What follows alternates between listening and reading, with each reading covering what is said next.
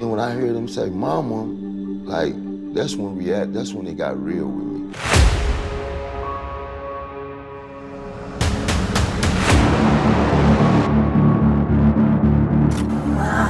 At one point, Derek Chauvin even looked up into the camera, and it was just this impassive, cold-hearted look. I think for so many people, that just showed for them how it seemed like how little George Floyd's life mattered. Stop. Why? He can't breathe. Can't you see that? Show him some humanity. 9 minutes and 29 seconds. I watched this man murder another man that looked like me. That just ignited a level of outrage that could not be contained. It required people to hit the streets all over the world, and they did. Protests across the country now turning deadly, anger spilling into the streets over the death of George Floyd.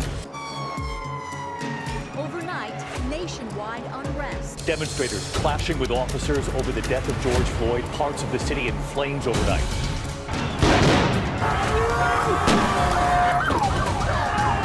Thousands have filled the streets calling for justice. Turning violent in Portland, Oregon, where police clashed with protesters well into the night.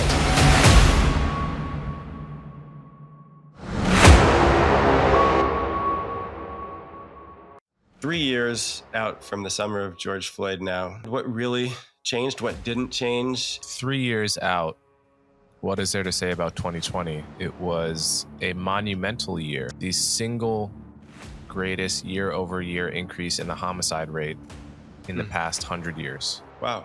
It was because of the racial reckoning. I do see some positive side. The one positive I see to the BLM is that prior to 2013, a cop could do almost anything and never get punished. Many of us were feeling optimistic that we were achieving the society we wanted together. We forget that civilization has faced more divisive moments in the past and scarier moments, and we've come through it. So I am an optimist for that reason. Hi, everyone. Welcome back to Wrongthink. This week, I'm in conversation with the writer, public thinker, and podcaster, Coleman Hughes. Coleman is a friend. He's also a thinker that I think is extraordinarily exciting, rather subtle and penetrating in his understanding of what is going on in 21st century America, specifically around matters of race, but certainly not confined to that. I couldn't think of anybody that I'd rather talk to on the 3-year anniversary of the summer of George Floyd, and also on the last episode of this iteration of the Wrongthink podcast. Wrongthink isn't going anywhere, but I am stepping away to take a small break to bring you a new program of one-on-one interviews like the one you're about to see. So now, without further ado, here's Coleman Hughes.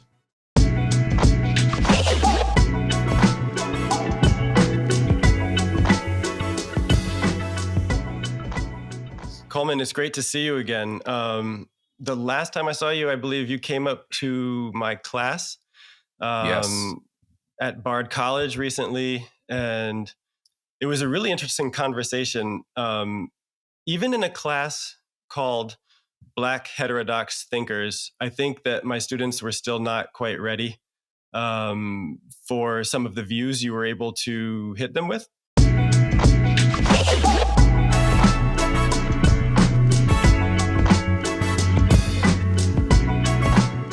Which is really interesting and got me thinking, like, why do you think it's so difficult for people to intuit heterodoxy in Black people, but they would never be surprised that some white people are liberal, some white people are conservative, some white people are super progressive. It wouldn't. No one would ever say that that contradicts their expectations of that person's whiteness, right? Mm-hmm. Yeah.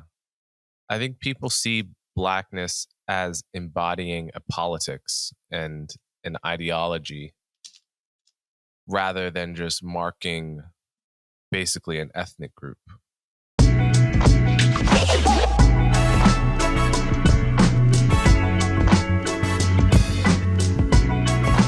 So when they, so for example, there's been times, maybe one or two, where I spoke in public and gave my views, and someone comes up to me afterwards and says, "Do you identify as Black?" And at first I was so thrown off by this question because I was like, yeah, sure I do. But I realized the reason they were asking was because they had trouble literally processing. They were short-circuiting in thinking and seeing a person that identifies as Black have these sorts of views, because Blackness is seen as synonymous with progressive racial justice activism. Right. Which is something that I've tried to understand, in the most generous way possible, because I understand that there's a lot of feelings involved in expectations that people place, especially sometimes other Black people place on, a kind of notion of solidarity that seems like a kind of moral rectitude. And I think that a lot of white people who don't think about, or not other non-Blacks who don't think about these things very hard, just assume that like evidence of being a good person is having a certain set of views that they believe should go with, Black people. If everybody's interested in, kind of improvement of historically marginalized people. But in my own personal experience, as much generosity as I try to apply to that view, it always contradicts not all, but quite a lot of my experiences actually with growing up around and knowing other Black people, specifically, older Black people and people not necessarily from, certain school backgrounds or urban environments like super progressive, cities on the East or West Coast. I'm thinking specifically of my father, who's, I think he has highly typical Black attitudes and would be probably described as culturally conservative, even though, he wouldn't be, voting Republican. And I think that that's something that just doesn't register with many people, just how typical certain conservative attitudes are among Black people. And, no matter how many times, somebody like you or other writers who break that mold try to say that this is actually a position that, exists within the Black community. John McWhorter has written quite a lot about this. It seems that just isn't something that people feel makes sense on like a natural level of what they expect. And I wonder, what does that mean for you when people ask you after you've given, a really intelligent discussion about something like affirmative action or something like, reparations, and they ask you if you identify as Black afterwards. I mean, how does that make you feel? It's just shocking because I take it such for granted that Black people have diverse viewpoints. Like you, if I were to sample a discussion of my Black extended family, you would find lots of disagreement about almost anything you could name, and it would not be the stereotype in lots of, frankly, liberals, heads, which is Black people are the most loyal Democrat voting bloc. True, but it doesn't follow that all Black people think similarly or liberally or progressively. In some ways, Black people are the most conservative voting bloc in the Democratic Party. If we're going to sort of frame it that way, we should also add that, right? Most loyal and most conservative. And so the kinds of things that I say would not be so alien, at least many of them would not be so alien to your average Black family reunion, except for that I'm saying them in public where white people can hear, which is a thing that a lot of Black people who would agree with me privately would oppose my doing. So the notion is there are certain truths that you can say in Black company, but you can't say them outside of Black company. Right. I mean, I think that's like an old attitude. I think it's an old, almost slavery mindset where we are in a war of all against all. We're in a race war, essentially. and anything said publicly has to redound to the advantage of our race, right? At least that's a mindset that a lot of people have. I think it's an anachronism at this point, and I think public honesty is what we more and more should be striving for. Though I can understand historically where that mindset comes from. Yeah, I can too. But I think back to the publication of my first book in 2010, which was, a coming of age memoir, but was also critical of certain pressures that the glorification of a street identity through hip hop culture, I thought presented on Black masculinity specifically. And, I got so much speaking opportunities out of that book. And this was still the Obama era. I mean, it was a very different era than it has been since, I would say, just a few years after that, since Trayvon Martin, Michael Brown, and then through Black Lives Matter and George Floyd in the summer of 2020. I mean, it was really in 2010, there was a kind of conversation. I was always invited to HBCUs and to certain Black institutions to talk. And the crowd, when I, not uniformly, but quite a lot of the crowd would be nodding their heads along and saying, that's right. And really agreeing with my critiques of the negativity that can be found in not all, but in mainstream and really influential hip hop culture. And then you came on the scene a few years later, and you wrote a piece where you said that, you just mentioned that, oh yeah, there's polling. Most Black people, a majority of Black people actually think rap music has a negative impact on Black people. And that seemed like something that was like, everybody actually acknowledges this together in rooms together, but reading it in a paper, I mean, people got upset. I think that you mentioned that, and it seemed like something that was impossible to believe. And it's just one of these kind of contradictions that I find very difficult to reconcile about what everybody kind of knows and understands, and then what is allowed to be part of the official narrative. Yeah, I think it's almost a mindset that calls to mind like an Israel-Palestine conflict, where like you can imagine both sides are so convinced the other side is pure evil and the enemy, that there are many truths that you would want to know about your side, but that it would be synonymous with treason to tell the other side, right? It's actually a war mentality. Right. It's a mentality that's appropriate in wartime, because you want to know that Ukraine wants to know if it's running out of missiles, but they don't want Russia to know that, right? That's what it is to be in a war mentality. And so again, you could argue during the times of slavery and maybe even Jim Crow that actually was kind of an appropriate attitude, that maybe it was the case that white people's image of Black people was so paramount and had to be shaped so gingerly in order for them to give us rights, that we had to kind of have a somewhat dishonest PR campaign about our own problems.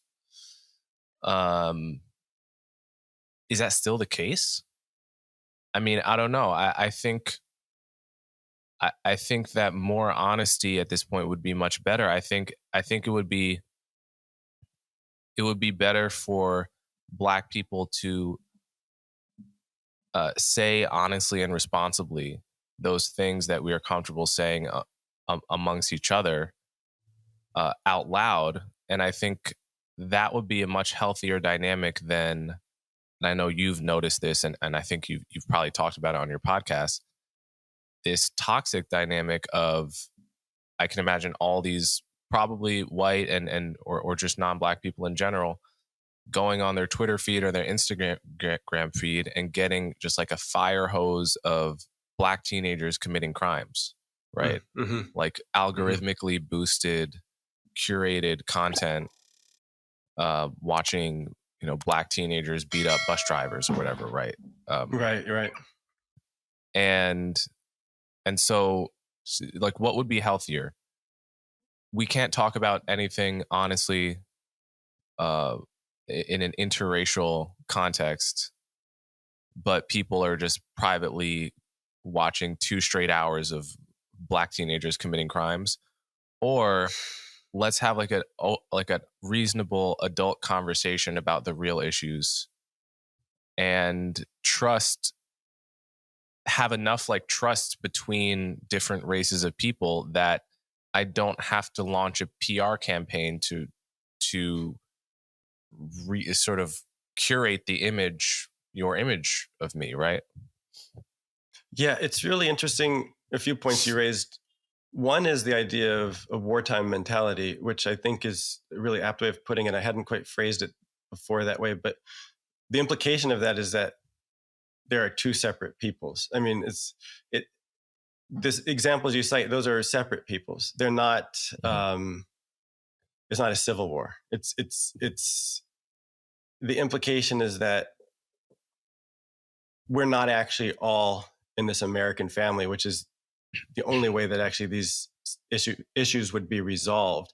And the word trust comes up there because to be a kind of homogenous ethnicity, to become an American ethnicity that would transcend color differentiations and, lineage from different ancestry pools, we'd have to actually have this trust that we are actually achieving this unity of people that, we often, pay lip service to, but I think maybe in our private lives and fundamentally enough of us don't quite feel. So how do we move towards a society where we build that trust, where you don't actually have to be employing a PR campaign on behalf of what you consider to be the separateness of the subgroup you belong to? I mean, that really clarifies something that has been bothering me. And I think it's this separateness, this idea that you would even need PR because, in France, for example, people have political where I'm, talking to you from and where I live most of the year, people have different political ideologies. People have regional differences, but they don't actually need to do a PR campaign. I don't believe conservative French voters need to do a PR campaign about who they are fundamentally for progressive or leftist French voters. There's still this underlying unity and trust on a societal level that I think is really lacking in America. And obviously there's the fundamental issue of slavery underneath it all. But I wonder what you think about how we might move towards a more trusting society. Yeah, that's the $1 million question. I wish I had a good answer to that. But, I think everyone should feel that they have a responsibility in their own lives to be honest and vulnerable to just be 10% more honest and vulnerable than you would tend to be. I think that's an ask that I can make in good conscience. I always like Dan Harris's book, 10% Happier on meditation, because too many books promise too much and ask too much of people in that vein. So they end up doing nothing at all. But if you promise something modest and achievable, you may actually make a serious change in your life. And a small change can be a big change. I don't know if that may seem glib to say, but yeah. So I think it's on everyone to just push themselves, and on people like us as well, to push ourselves to just be a little more honest and vulnerable with people that we may not view as sort of on our team in some way. And other than that sort of individual level responsibility, maybe there is some systemic level changes to social media that can be made so as not to amplify this, because social media is what has amplified this in the past 10 years. You mentioned like 2013 as the year that things changed, when your book went from something sort of mainstream consumable to something a little bit like maybe canceled. Bad. Yeah. That rings true to me as well. And what changed at that time? social media, right? 2013 was around the year that the majority of Americans, I think it was 2012, majority of Americans had an iPhone and social media. Mm-hmm. And that totally changed the dynamic. And ever since then, people have felt that racism is such anti-Black racism in particular is such a scourge and a daily occurrence. And you're seeing algorithmically boosted videos and stories and so forth. And you're yelling at strangers that have been put into your newsfeed precisely because the algorithm knows they're going to piss you off the most. And it's created this enormous illusion, I think, of the world is worse than it seems. People are worse than I thought. And it's made us all more cynical. And it's a real tragedy. And it's difficult to understand how we roll that back, because it's so profitable for companies to appeal to our worst instincts. Yeah. I mean, I think about the point you've made a couple of times about algorithmically boosted like images of the absolute worst of a certain identity group. Oftentimes it happens to be, poor inner city Black people. These videos, it's kind of, it's racism porn, really. And there's been such an uptick of that. I've just felt, you've been smart about this for a while, and I've admired the way you've actually been able to handle your social media. But it just felt, I would say since Elon took over, but, in the past few months, it got to a point where I realized that it was, it really was actually affecting me as a thinker. Like, I just felt that if I didn't do something, like I had to take a drastic step and just leave Twitter, at least for the foreseeable future, because I felt that I couldn't like rest in this area of nuance and trying to, read other people generously as much as I wanted to. And a lot of it had to do with, just seeing the absolute worst side of every group that I disagree with. And then also being subjected constantly to things that I wouldn't follow on my own, and just sort of being thrown in my feed, like heightened kind of really ugly racism.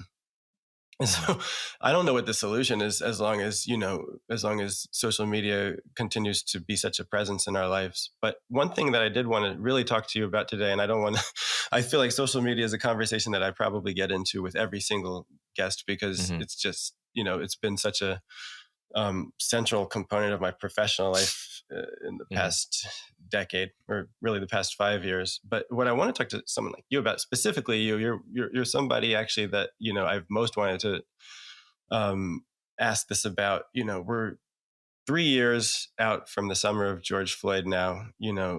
That's kind of a lot of time to take a step back and ask ourselves, what happened, what really changed, what didn't change, and what some of the reactions that summer brought about mean now. And, I'm working on a book about, the summer of 2020 and the confluence of the pandemic and the racial reckoning and the election that's now coming back to repeat itself again in 2024. And, I'm finding myself having a lot more questions than necessarily answers 3 years out. And I wonder what you make of it, and what you think we've achieved, and where we maybe have regressed.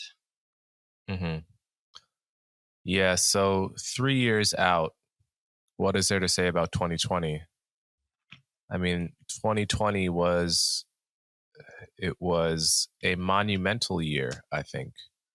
It was, I don't know, it's a year like 1967 or something. It's like a year in American history that I think, our children should learn about. I think it's a really important year. I also think it's a year that will almost certainly be misconstrued and missummarized in lots of mainstream accounts. What people are going to write, I assume your version of 2020, I think, will likely be much more honest and in all likelihood. Yeah. But look, what I expect a lot of people to write in mainstream sources about 2020 was that this was the year of racial reckoning, right? That's the sort of mandatory line to trot out about 2020. The year of racial reckoning. The year when America finally reckoned with white supremacy and racism, and we finally started having a conversation about the entrenched legacy of slavery and so forth. What I would like to say about 2020 is that it was the single greatest year-over-year increase in the homicide rate in the past 100 years, according to Pew. In the past 100 years? Yes. Wow. According to Pew Research. And that didn't happen in any of our peer countries, didn't happen in Canada, UK. It was not because of the pandemic. It was because of the racial reckoning, right? It was because of the defund the police as policy and as ethos, mass retirement of police officers. You saw cities losing 1 in every 4 cops that they had on payroll. And a general unwillingness to stand up for law and order, right? Law and order rhetoric is considered to be racist. It's a code. It's a dog whistle for white supremacy. Not only was it the single greatest year-over-year increase in homicide in 100 years, that increase was almost entirely felt by the Black community. It was not borne equally by whites, Hispanics, Asians, etc. It was highly concentrated, right? I just read today in the New York Post that since 2020, the something like 50% of Black and Hispanic kids have. I should actually get the exact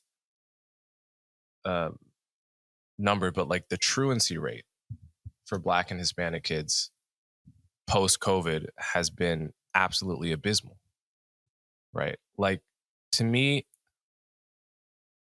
if we're going to weigh the costs and benefits of the racial reckoning, the Black Lives Matter moment, we have to be honest about what is on the cost side of that ledger, which is probably thousands of lives, probably several thousand actual souls dead, and torn social fabric, businesses burned and looted, some of which are Black owned, mom and pop shops that may never come back, businesses that had to board up for good. And I personally fail to see what is so good on the positive side so as to outweigh that. Now, I'm not saying there was nothing good. Yeah, I wonder if you do see some positive side. The one positive I see to the BLM movement in general is that prior to 2013, a cop could do almost anything and never get punished. And that didn't even have a racial dimension, right? Like, there are examples of cops shooting an unarmed 6-year-old white boy. Like that has happened, and cops have gotten zero punishment, right? So that was the status quo prior to the BLM movement. Impunity, yeah. Yes. And so that's a very toxic status quo because, like anyone, cops are going to be their worst selves if there's no incentive to be better, right? If they know they will never get punished. Right. So that's the one good thing that has come of it.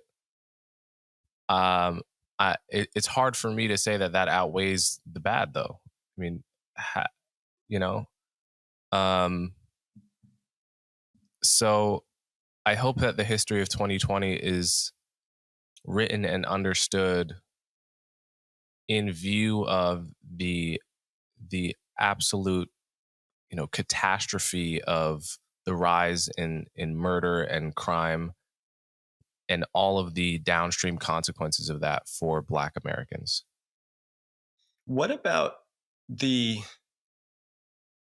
resentments that have come out of 2020, I've been thinking about that more and more. When I began working on the book, it was 2021, and it seems that, there was initial enormous support for Black Lives Matter throughout the summer of 2020, and it kind of peaked around August, and then it dropped off by the time that Jacob Blake was shot.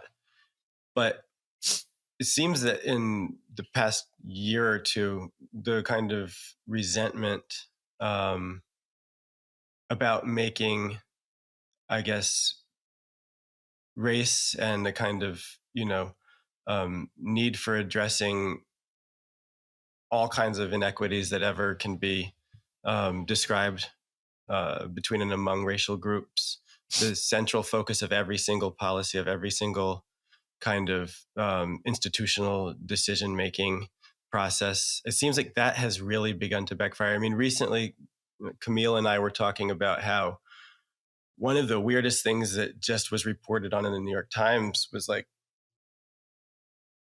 all of these companies that pledged billions to the DEI industry and other processes like that are now reevaluating the effectiveness of DEI, seeing that it's actually not working, and hiring DEI consultants to fix the old DEI consultants, and they slap a new term on DEI. They slap belonging on, so it's like DEIB or something like that. And they come in to, God, to do a new like kind the of LGBTQification of DEI. Yeah, I think we're going to keep putting letters on. Is this what we do now? We just like make acronyms longer as a society. We do. I mean, because we can't get it right on the first swing. But it's kind of it's a real crazy admission that happened, which is like, there's lots of kind of bad outcomes that happen when people are forced to, constantly view everything as a competition, a battle royale among identity groups. Obviously, that's a bad way to, to live in many institutional spaces. That resentment, I think, is really powerful. It's driving, a lot of our politics right now. It's manifesting in what will probably be a serious overturning or, reevaluating of how affirmative action works in society. I mean, there are real ramifications from heightening everybody's awareness of racial difference, I think. And I know that you've been, at work on your own book that probably touches on some of these themes. And I wonder, affirmative action is a good, arena to dwell in for a bit. What is the kind of, is the backlash to affirmative action that has been building and probably got a boost from the summer of 2020? Is that ultimately a kind of, own goal, or was that inevitable? Or how do you see these things as being linked or not linked? Yeah, well, let me first say about DEI that a lot of DEI around 2020, and I don't think this was true in like 2010, because DEI has been around a very long time, right? Diversity, equity, that's and true, inclusion. but not in the way, not in the kind of pervasiveness that it has been in more recent years. Yeah, it like turned from heroin to fentanyl around 2020, and what it has been in the past several years is basically a moral ranking of Americans, right? Where old school racism ranked people by their alleged intelligence and competence and so forth. DEI basically ranks people by how good of a person you are in virtue of your race. And white people are the lowest in the sense that white people are inherently racist. They are insecure and just, broken as a people. And people of color are sort of enlightened and emotionally mature and basically perfect. And white people essentially just have to be coached out of their inherent character flaws as a race. That's the basic ethos. That's the elite of, level. Yeah, that's like Yeah. that happens in elite spaces, right? Yes, like Robin DiAngelo. You know, I'm not saying all DEI is this divisive, but certainly DiAngelo is, and anyone who takes after her school of thought. And obviously that generates resentment. I mean, it generates an enormous amount of resentment, understandably. And I think a lot of people who resent it don't say so publicly because they are afraid of getting canceled. And so it's easy not to realize how much resentment has been generated by that style of politics. And it may show up in the polls, it may show up in other ways, but it's really out there. And it is an own goal. It is an own goal in that way, because people that feel that much resentment, they may end up going further than their true values in rejecting the source of their resentment. In a way, they may throw the baby out with the bathwater. Yeah. Instead of kind of moving towards this progress that many people, I think, really felt we were making around the turn of the century. And yes, and by the way, I think it's also, I think it's also an own goal in a more practical sense, which is, if you're a white employer of a small business, why would you hire a black person? Right? Like, would you hire a black person knowing that there's a chance, because you've been hearing in the news, that if you had to fire them for some legitimate reason, that they would, sue you unfairly and you wouldn't get a fair shake in the media? Or like, would you want to mentor a young black person if you're a white person? Well, maybe 10 years ago you wouldn't be so afraid, but maybe now you've been made to resent the whole racially divisive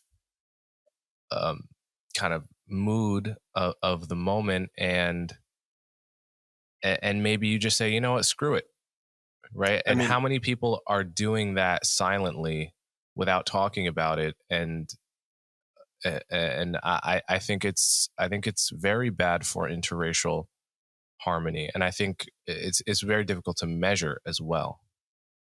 That's a powerful point. I mean, just a couple of days ago, there was a piece in the Times about a woman named Robin Europe at Equinox Gym, who, when she was fired, there was a dispute over whether it was about her lateness over a period of 10 months or so that she acknowledges, or whether it was racially motivated. And a jury awarded her $11.25 million. And I think that is just one of those things that you're making quite a powerful point about, which is that might be a victory for a single person, but it seems like it's so fraught, and the potential downfall is so expensive if there's even something that can be ambiguously conceived of as racism, that it might actually be that many people say, I can't even afford for something to go wrong. I mean, it actually is one of those, it is one of those situations where a heightened awareness of racism lurking under every kind of interaction, and a denial that, there's a level of ambiguity to all human interaction, and there has to be a certain amount of good faith. It brings back the point you were making about a kind of war footing that people are on. And it seems to me that that's just a very bad way for groups to interact. Or if you take the incident, the really tragic killing of Jordan Neely in the subway recently, it wasn't initially discussed in many influential spaces as being, a matter of disorder in cities, or homelessness, or poverty, or mental health. It was initially framed as, a man was killed because of white supremacy, because of racism. It immediately kind of looks for that framing. And, there must be a certain degree of, I think you've talked about this quite powerfully in the past. There's a certain amount of unknowable motivation going on in all kind of human interaction, and there must be a kind of ability to just say, I'll never know after a certain level, right? And I can't just always assume that it goes all the way to white supremacy or racism in every interaction. Does that make sense? It's not really a question so much as an observation that we are unable to live and kind of hold in tension ambiguous situations anymore. It always goes to the superlative of the very worst, historically inflected racist motivation. Right. And I mean, it's worth lingering on this Equinox story. I found this pretty shocking, even though I've seen similar cases before. I'm not sure I've seen one with such a large payout that seems enormous. So Even if it was, I mean, it's enormous, right?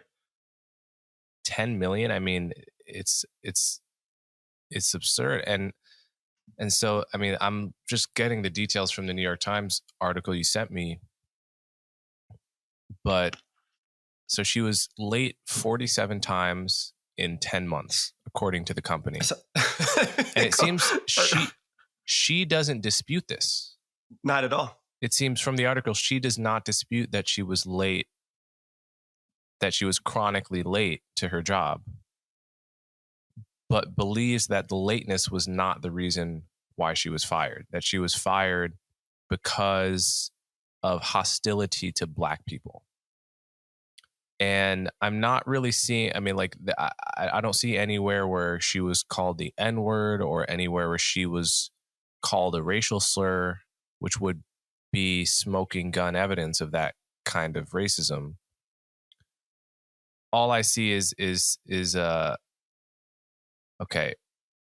So her supervisor delivered his vulgar takes on Black female bodies without any examples, referred to non-white employees as lazy, and expressed the hope that he could get them fired. He called one Black coworker autistic. Okay, so this is the kind of journalism that I absolutely detest for its vagueness.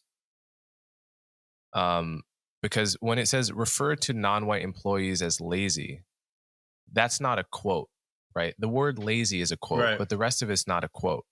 So now I don't know whether the employers said, all my Black employees are lazy, which would seem like a racist thing to say.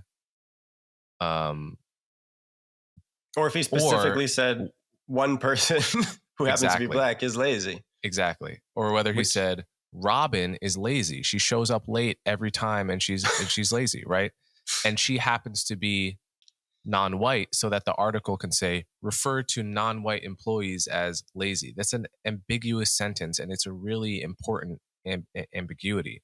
And express the hope that he could get them fired. Is he saying, I wish I could fire all my non-white employees? Or is he saying, I wish I could fire this freaking employee that's been late every single day? 47 times. 47 times. I mean, I don't know, man. Yeah. Okay, and he called one Black coworker autistic. Okay, was the guy, I mean, that's mean. That's certainly mean, but are we saying that he would never call a white employee behaving similarly autistic? Right? That's right. It's clearly it seems like an insult, but is it about race, or is it about the fact that this supervisor thinks the employee was acting in an antisocial way and gave a barbed insult, right? I mean, I've heard many a white guy called autistic, right? That's not like that no one even, the majority of autistic people are going to be white. Yeah. I mean, yeah. And no one even alleges that that's like a racist dog whistle. There's no article called The Long History of Calling Black People Autistic, right? That's like not even a thing. So the fact that he called strange. One Black coworker autistic seems completely irrelevant, right? And nevertheless, $11 million for this woman that was getting paid $75 an hour, which is pretty good. But how could this be worth 75 million? I mean, sorry, 11 million, unless half of that was her lawyer's fees. And even then, it seems absolutely insane. I mean, it's astonishing. No, it's also one of those things where it's like, if you can't criticize in any way, even a non-racial way, non-white people, but specifically Black people, then by necessity, you must at all times treat Black people with kid gloves, which means that you cannot actually have equal relationships, which I think is, a major, I cannot accept that bargain. If that's the road to progress, it seems it's an unacceptable way of achieving a kind of false peace. If there is racial animosity, it cannot be that one group just may not at all ever be deemed lazy, even if an individual member of the group exhibits, the characteristics of laziness or of autism, or that nothing can ever be said in a that can be perceived in a negative light, even if it's not racial. But I have one more feeling about this, which is that I just don't know that even if there is a racial injury, that the racial injury is the be all and end all of all social interaction. That specifically because there may have been racism, that is the most important thing that possibly could have ever happened, and that someone making $75 an hour is awarded an astronomical amount of money because the racial injury, the thinking goes, is something in a category of its own. I'm just not, I don't even know if that's the society I want to live in, where there is something so bad and it can only be a kind of anti-Black racism that trumps all other considerations at all times. That has been infused into a lot of kind of, big event interactions between races lately. And I think again of Jordan Neely, it's just this idea that specifically any kind of anti-Blackness is the worst thing that can possibly ever happen. Yeah, it's interesting to that point to compare the kind of payouts people are getting over quote unquote racial discrimination to the kinds of payouts you would get if, like you lost use of your legs or something like that, right? Right. That's thank you for a concrete example. That's exactly what I mean. I'm not sure you would get $11.25 million if you got harmed at Equinox. Physically. Maybe you would, but what's interesting about that is to me, let's say I get harmed at Equinox and I'm paraplegic, right? There's no amount of money you could pay me that would be worth losing the use of my legs for my life, right? It's like in most of those damages cases, the harm is never actually repaid by the money. Whereas like in this case, $11 million is worth way more than whatever harm she experienced by some workplace hostility at a $75 an hour job. Right? Like, there's a case at Tesla where a Black factory worker was called the N-word. And what did he get? Something like $200,000 at least? Or it might have been more. I thought to myself, he got shortchanged. I'm sorry. If I were reading the Equinox article, I'd go crazy. Like, if I were a purely mercenary person, how much money would I require to be called the N-word? Like, I can tell you, if someone called me the N-word at work, I think I would probably tell all my friends for a few days.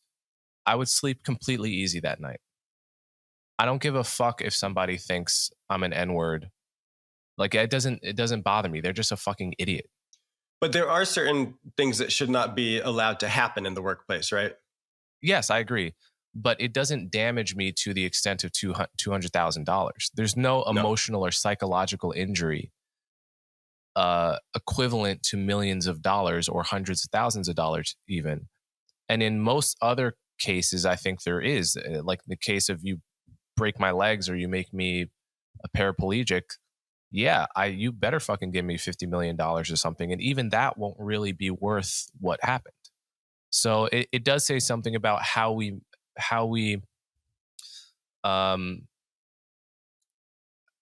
sort of measure how we measure the harm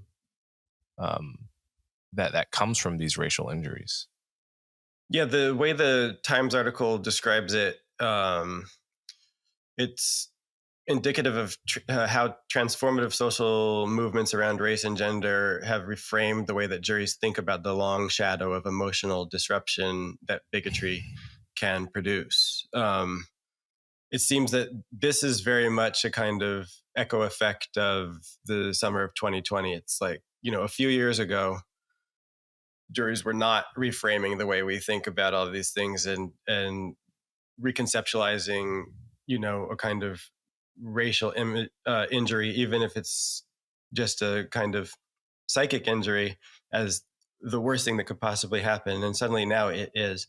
And I do wonder, how long do you think these types of reverberations can continue to ripple out, to last? Are we in a 10-year kind of cultural moment? Are we in a 20-year cultural moment? Some people argue that wokeness, and I don't love that word, but that this kind of social justice orthodoxy and this centering of identity at the center of everything, they've argued that this has already peaked. I'm not really convinced about that. I don't know that it's peaked. I know that there has been pushback, and that in some places it's ascendant and in other places it seems to be on the retreat. But I wonder how you visualize the kind of moment we're in and how long you think it will last. I think the answer to that depends very much on what sector of society you're in. If you're in higher education, I expect wokeness to last a pretty long time. And I think there may even be colleges and universities where it hasn't yet peaked. If you're in corporate America, I think it probably did peak in like 2020, 2021, and will probably continue declining somewhat in the next few years. And then in other sectors of society, I think I have less of a finger on the pulse. But certainly in the part of the reason people say it's peaked is because there's a study of mentions of woke Musa words. Al-Gharbi is the scholar, the sociologist at Columbia I'm thinking of specifically. Yes, and I know Musa. Shout out to Musa. Yeah, and that seemed like research about racism and white supremacy spiked after 2020 and has now receded. And obviously, academics are aware of cultural trends and often tailor their research to what is trendy. They are no less vulnerable to cultural trends than the rest of us. So I do think to say it has peaked is true to some extent, but also it's kind of like saying violence peaked during World War II. It's like, yeah, almost definitionally it did, but that doesn't mean we are back to like a pre-2013 norm. We're certainly not. So it's like 2020 was like a short peak within a longer peak of this trend. So that's sort of how I view it.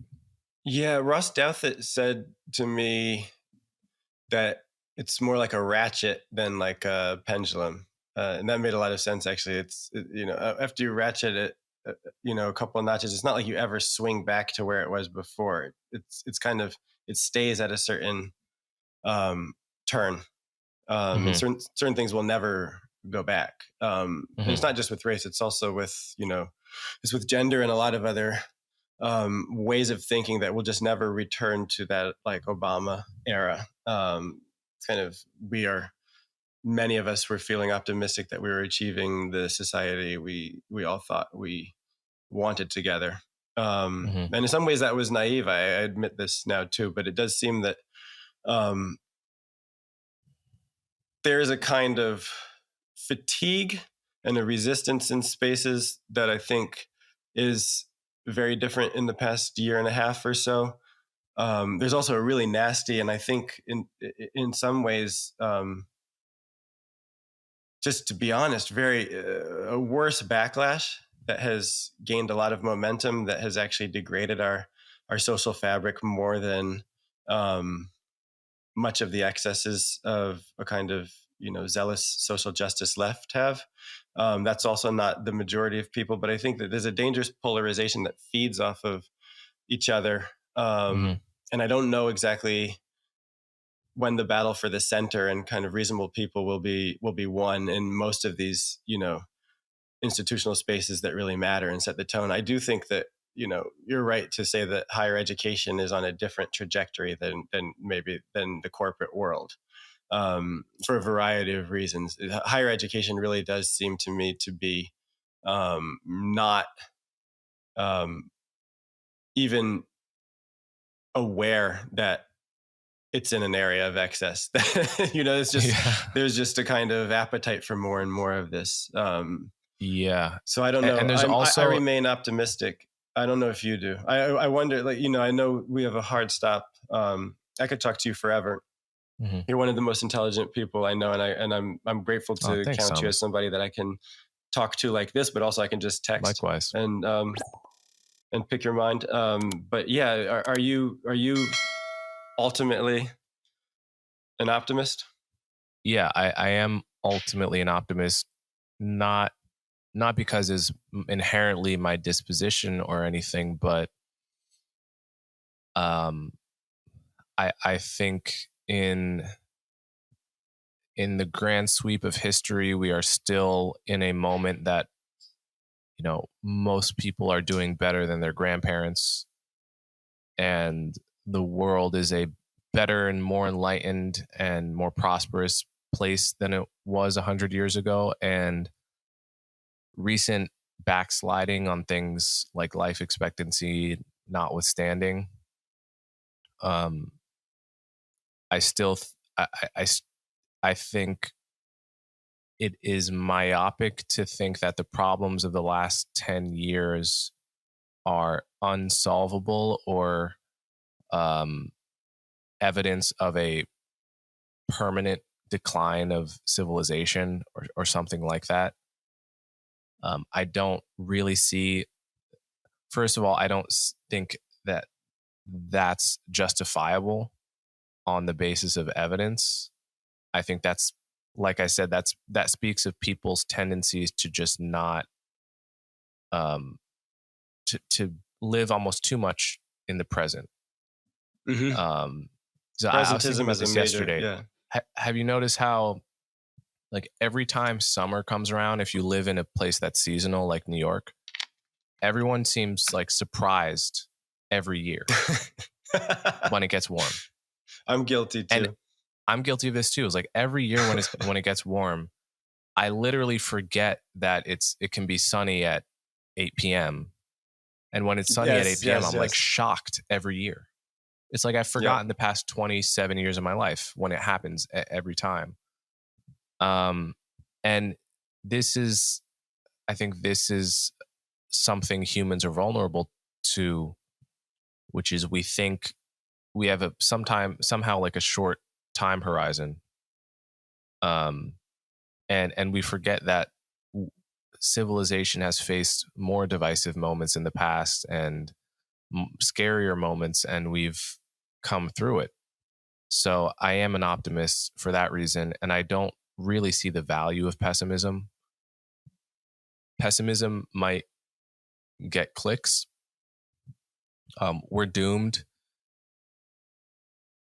Ask any religion. The we're doomed narrative sells very well. end times narratives sells very well for sort of public intellectuals and writers and so forth. I don't think it actually helps. I don't see it. It's not like a program that can be acted upon to say we're doomed and civilization is in decline and, you know, it's the end, it's end times. So I, first of all, don't think it's actually justified. And second of all, I don't think it's useful. I agree. So the only choice we have, to paraphrase James Baldwin, as people who've been racialized as Black in America, is to remain optimistic.